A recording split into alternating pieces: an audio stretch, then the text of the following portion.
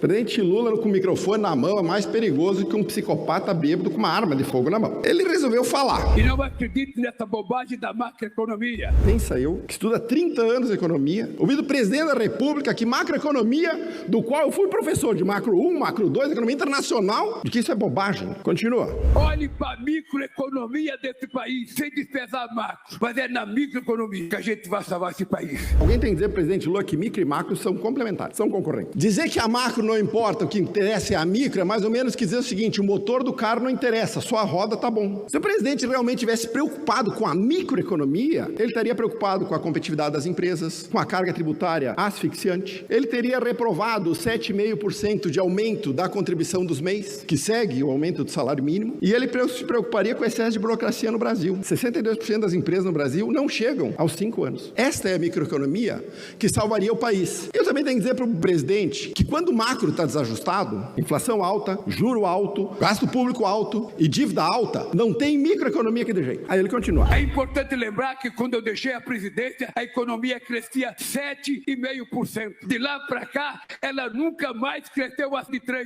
Precisou nós voltarmos para crescer acima de 3%, para mais emprego. O presidente Lula tem um lapso de memória que ele apaga da memória dele de 2011 a 2015. A Dilma não existiu para ele. Uma memória seletiva inacreditável, achando que nós vamos cair nesse papinho. Quando o Lula compara o governo de hoje, ou qualquer governo, com o estado da economia que ele deixou, é mais ou menos que nem o cozinheiro que toca fogo na cozinha, foge assustado, depois volta para culpar os bombeiros pela bagunça que ele encontrou. Esse 7,5% de crescimento do governo Lula é o chamado voo de galinha, provocado por subsídio, boom das commodities, crédito direcionado e gasto público descontrolado. O restado a gente já sabe, a maior recessão da história do Brasil. Continua falando besteira, presidente Lula. O povo, quando pega R$1.000, ele não vai comprar dólar, ele não vai depositar no banco, ele vai comprar o que comer, vai comprar o que vestir, vai comprar o que calçar, ele vai melhorar a vida da tua família, o dinheiro começa a circular, o comércio cresce, o comércio compra, a indústria produz mais, gera mais emprego, mais comércio, mais salário. Essa é uma visão infantilizada da economia. É uma visão que novamente despreza completamente o lado da oferta da economia. É uma visão que, se tu levar no limite, a única coisa que eu tenho que fazer para um país crescer é tirar o dinheiro de todo mundo e dar pro pobre. Tira o dinheiro do empresário, tira o dinheiro da poupança, distribui para os pobres e a economia anda. Uma economia e uma renda só crescem efetivamente quando a oferta e a produtividade aumentam. Se isso não acontecer, você pode dar dinheiro quanto você quiser através de política distributiva. No final do processo, todos estaremos pobres. Que provavelmente, já disse, é a meta principal do governo Lula. Quanto mais pobre for a economia, quanto mais dependente do Estado for, maior é a chance dele conseguir se reeleger. Continua falando besteira. Eu quero pouco dinheiro na mão de muitos e não muito dinheiro na mão de poucos.